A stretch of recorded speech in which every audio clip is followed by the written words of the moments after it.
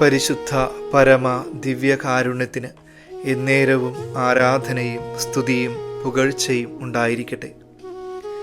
ഏശയ്യാ പ്രവാചകന്റെ പുസ്തകം 52-ാം അധ്യായം 12-ാം തിരുവചനത്തിലൂടെ കർത്താവ് നമ്മളോട് ഇപ്രകാരമാണ് സംസാരിക്കുന്നത്. നിങ്ങൾ തിടുക്കം കൂട്ടേണ്ട, വേഗം ഓടുകയും വേണ്ട. കർത്താവ് നിങ്ങളുടെ മുൻപിൽ നടക്കും.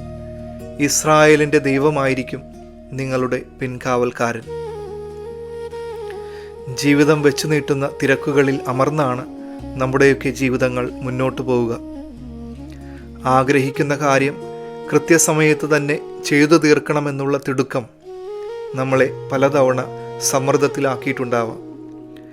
ട്രാഫിക് സിഗ്നലിൽ ഉള്ള ചുവന്ന വെളിച്ചം പച്ചയാകുന്നതിന് ഇടയ്ക്കുള്ള ആ 3 മിനിറ്റ് സമയം എത്രയോ അസ്വസ്ഥതയാണ് നമ്മുടെ മനസ്സിൽ കടന്നുകൂടുന്നത്. കാരണം വേഗം എത്താനുള്ള തിടുക്കം നമ്മളെയും ഈ അസ്വസ്ഥതയിലേക്ക് തള്ളിവിടുന്നുണ്ട്. എന്നാൽ ഈ തിരക്കുകൾക്കൊടുവിൽ കർത്താവിൻ്റെ സന്നിധിയിൽ തിടുക്കം കൂട്ടാതെ വേഗം ഓടാതെ സ്വസ്ഥമായിരുന്ന് പ്രാർത്ഥിക്കുവാനുള്ള ക്ഷണമാണ് ഇന്നത്തെ തിരുവചനം നമുക്ക് തരുന്നത്.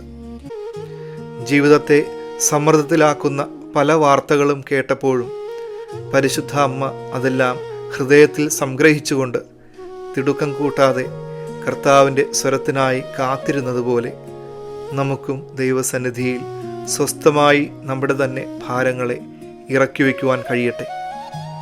കാരണം കർത്താവാണ് നമ്മുടെ മുമ്പിൽ നടക്കുന്നത്. നമ്മുടെ പിൻകാവൽക്കാരൻ അവിടുന്നാണ്.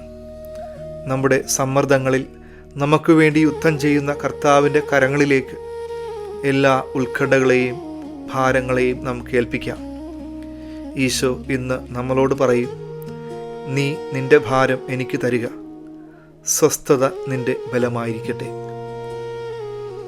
സർവശക്തനായ ദൈവം, പിതാവും പുത്രനും പരിശുദ്ധാത്മാവും നിങ്ങളെ ഓരോരുത്തരെയും സമൃദ്ധമായി അനുഗ്രഹിക്കട്ടെ. പരിശുദ്ധ പരമ ദിവ്യകാരുണ്യത്തിന് എന്നേരവും ആരാധനയും സ്തുതിയും പുകഴ്ചയും ഉണ്ടായിരിക്കട്ടെ.